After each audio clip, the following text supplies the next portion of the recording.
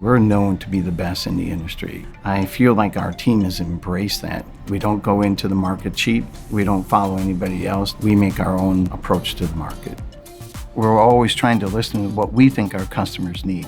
How do we make our products better? How do we make our customers' products better? So refining some of these things, I think, is key.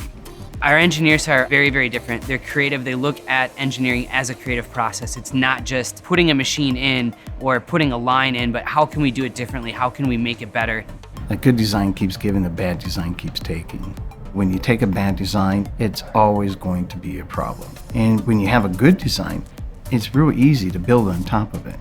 Favorite part of my job is the machine leaving, knowing that it's a great solution for the customer. We've started a relationship and they got what they needed. We have a lot of equipment in the market and we have a lot of clients in the market, but still servicing part and caring about what you do and that process knowledge and bringing value every day, that's key.